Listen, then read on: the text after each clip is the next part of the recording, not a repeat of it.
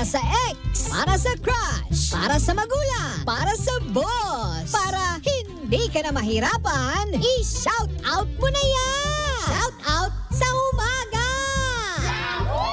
Shout out sa umaga with DJ Baby Toby! Number 6.7 Energy FM.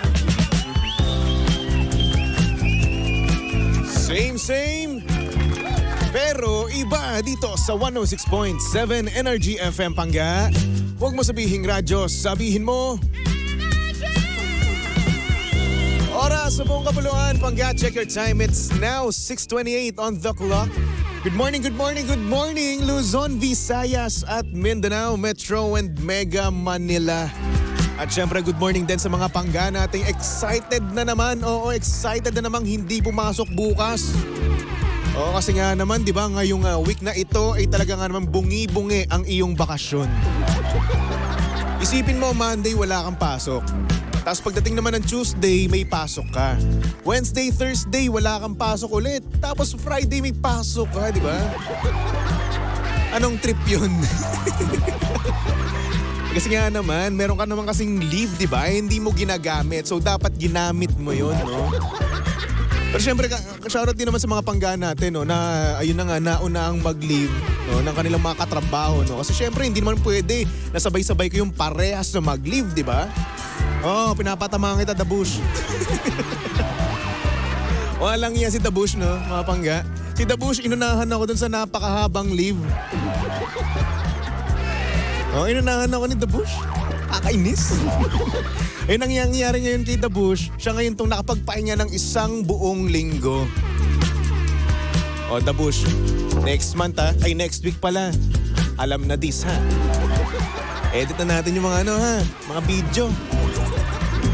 Oh, magalit sa atin si Papa Jackson. Yan, shoutout sa mga Pangga natin, no, na kasalukuyan, alam nyo na nagpapahinga pa rin, no, hanggang ngayon. Nako, hello po sa inyo. Sana all. Oh, sana all natutulog pa rin hanggang ngayon. Pero syempre sa mga Pangga naman natin dyan na kasalukuyan naghahanda na para sa kanilang trabaho, no, good morning din po sa inyong lahat. Be positive, no. Alam nyo, ito na lang yung isipin nyo, no, Pangga. Isipin nyo na sa paningin ng inyong boss ay napakasipag mo. Di ba?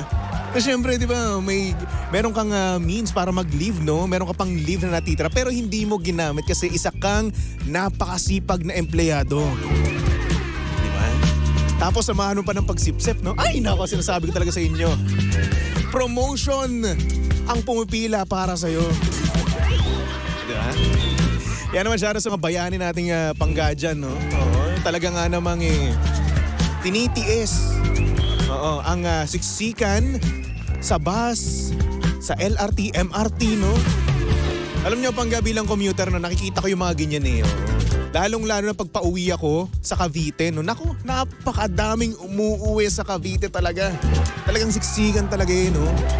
Pero ngayon, hindi yan medyo konti lang ang mga nagko-commute ngayon kasi syempre karamihan kasi sa mga Pangga natin dyan na empleyado, no? Talaga nga naman nag-leave din talaga. Kaya medyo smooth ang ating biyahe ngayon. Pero, ayan, asahan nyo na sa darating na Sunday, ayan, napakadaming uuwi, napakadaming luluwas ng Maynila na naman. Sunday at syempre Monday yan, ganun. Nakikita ko na itsura ko nun, no? Nakasabit yung kamay ko sa sabitan doon habang nakatayo sa bus. Nakatayo sa bus ng St. Anthony or Saulog, di ba? Papuntang PITX. Ay nako, tapos maamoy ko yung katabi ko, no? Amoy dragon! Anyway, ayan sa mga Pangga natin, no? Sa mga nagko-commute dyan, no? Hello po sa inyo lahat. Good morning po sa inyong lahat, no? At syempre, huwag din natin kakalimutan, no? Yung mga papadrivers natin dyan ng bus, hello po sa inyo, no? Syempre, yung matikas din natin. Oo, yung Dax. Dakila. Oo. Dakila nating patawag doon. Yung nangungulekta ng bayad. Konduktor, ayun. Pagpasensyahan nyo na, wala pang kapito ngayong araw na ito. Anyway, bangga sa aktong oras natin ngayon, 6:33 on the clock. Kaya naman, simulan na natin ang programang Shoutout sa Umaga. I-shout out mo na yan! Number 1, 06.7 Energy FM. Good morning sa mga pangga natin na nanonood sa ating Facebook Live, no? Hello po sa inyong lahat. Good morning din. Uy, si Papa Jackson nanonood pala. Sir, wala po akong sinasabi dito, sir, na ano ha. Wala po akong sinasabi dito na, alam nyo na, kumakapit po sa inyo. Hindi po ganun. And sabi naman dito ni Mami Rosie Lopez, no? Natawa ako sa amoy dragon. Uy, madaming ganyan, no? Hindi pong talaga nga namang parang bumubuga ng apoy.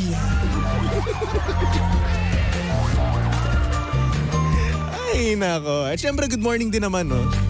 Sa mga pangga natin dyan na medyo bagets pa, pero ayun, nararanasan nila yung ghosting. Ayan, bagets na bagets. Sabi dito ng ating sender, good morning po, Sir Baby Toby. Isa po akong senior high student. Tago niyo lang po ako sa pangalang Spider-Gwen. Spider-Man fan to. Alam niyo po ba na yung nag-ghost sa akin last year ay bumabalik po? Ano po bang gagawin ko? Kasi miss ko na rin naman siya, pero ang sakit pa rin nung ginawa niya sa akin. Na biglang hindi na lang magpaparamdam. Ang sakit kaya, na-depress ako ng ilang araw dahil doon. Naguguluhan na po ako, DJ Toby. Pa-help naman po, thank you so much. Alam mo, una kong gagawin dyan, no? Kakalimutan ko yan at mag-aaral muna ako. Bakit? Bata pa ako eh. Bakit nga ganun, no? Ewan ko ha, don't get me wrong mga panggano, curious lang ako, no? Curious lang ako na bakit mga kabataan ngayon, yan kagad yung mga problema nila, no? Samantalang ako dati, kung magkaroon man ng senior high, no? Sabihin natin high school, di ba? Kasi hindi ko naabutan yung senior high, no? Nung high school ako, hindi ko pinoproblema yung love life ko, eh. Alam niyo ba pinoproblema ko nun?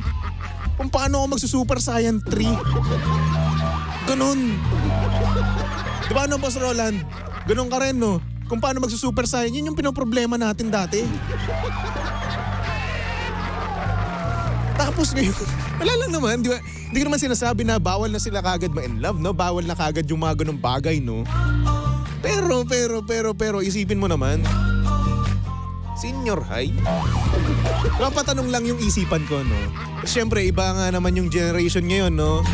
So, ayun, ang dami nang nag-ghosting, bata pa lamang.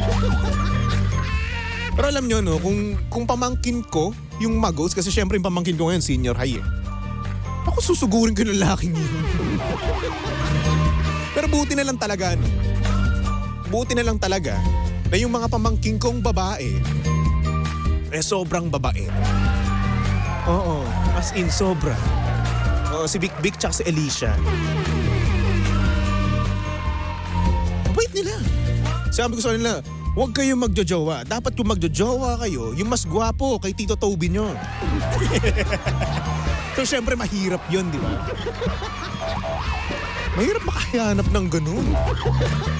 Oo. Nagmumukha na ako ditong maere, no? Hindi po, humble po talaga ako. Oo, sobrang humble ko po talaga. Na medyo mahambog, ganun. Pero yun na nga, no? Kung ako sa'yo, no? Kung ako sa'yo, Gwen, Spider-Gwen. Ayan. Pag-aral ka muna. Diba? Kasi kung hindi, kung isipin mo, diba?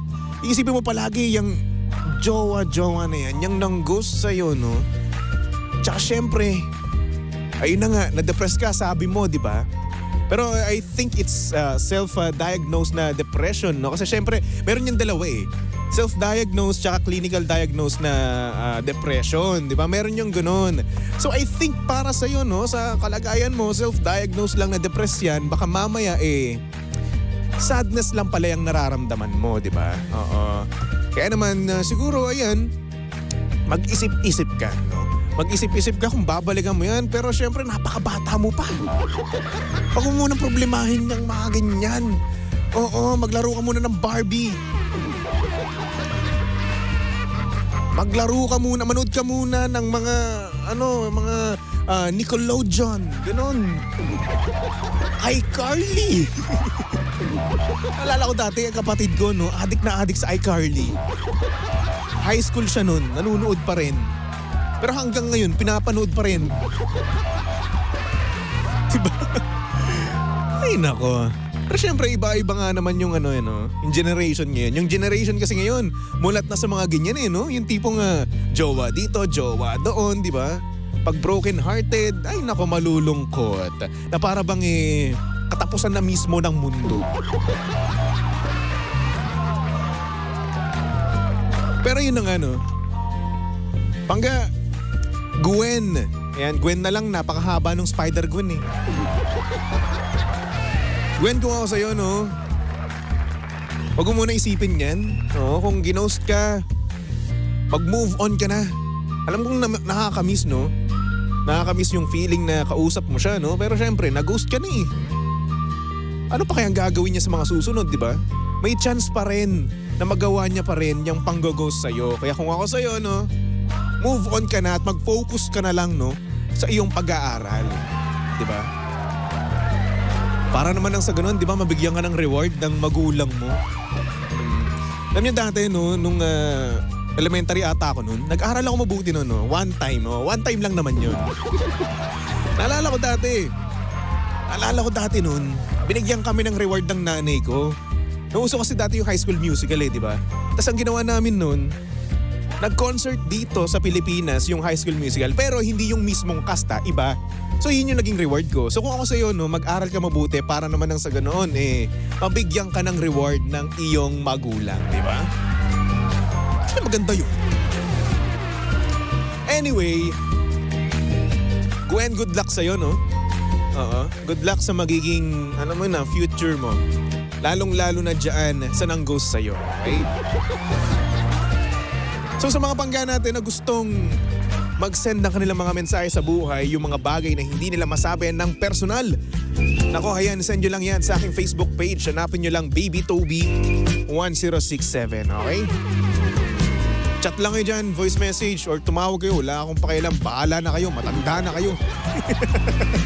Oo, babasahin natin yan. Pwede ka rin magpakilala, pwede rin namang hindi, okay? Akong bahala sa inyo. Katulad na nga lang na ito, tinago niya yung pangalan niya sa Spider-Gwen, di ba? Which is cool para sa akin. Pag siguro ako magsasend ng message, no? Peter Parker. O di naman kaya Tobey Maguire. Ako yun eh. Anyway, yung ating nabunot kanina sa panggash o pangcash ay hindi nakabunot. So goodbye 500 pesos na.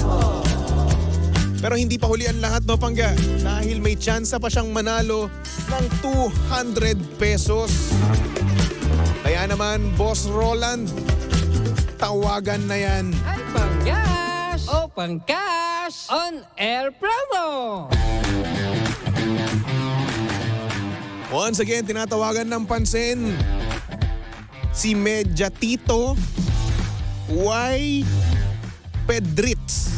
Kung tama ba yung aking pagkakapronounce, edi congratulations, Toby. Mediatito ng Taguig City, Ususan. Ayan, tinatawagan na ni Boss Roland. Sana naman sumagot kasi sayang naman yung 200 pesos, di ba? 200 pesos. Ayan. Nagri-ring. Ang lakas ng ring. Nabingi ako. Hindi ko na-adjust yung volume. Ang sakit. Ay nako, 200 pesos na mga pangga kapag siya ay nakasagot. Pero kapag hindi naman, hello? Sir, kayo po ba si Mediatito Pedritz? Tama po ba yung pagkakapronounce ko? Ano ba? Ayan, ako nga po pala si DJ Baby Toby ng 106.7 Energy FM. At sir, nanalo po kayo ng 200 pesos.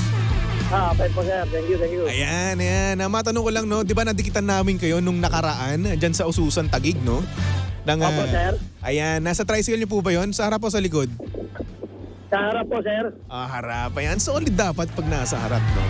So congratulations kuya, ang tanong ko na lang sa'yo, no? Ito rin ba ang GCash number mo? Opo sir. Yan din. Sige, sasendan na lang kita. At syempre, ikaw ba ay babiyahe ngayon? Maraming salamat po. Ayan, babiyahe ka ba ngayon, kuya? Pa? Babiyahe ka ba ngayon? Opo sir, may sakit po ako. May sakay ka ngayon? O, sige na. Mag-ingat ka po, kuya, ha? Thank you. Sige po. Send ko na lang po, ha? Nagmamadali. Nakakaabala na pala tayo. Anyway. Ayun na nga. Congratulations kay Mediatito. Tama nga pala yung aking pagkakapronounce. Sinabi niya yun sa akin. Oo. Mediatito Pedritz ng Ususan Taguig City. Panalo ka ng 200 pesos. Hintayin mo lang, sesendan ko yan. Sesend ko yan sa'yo. Bulon. Anyway, pangga for our next song. Here's a song from Juan Carlos Labajo titled Ere. Only here at your number 106.7 Energy FM Pangga. Huwag mo sabihing radyo, sabihin mo Energy! Lahat ng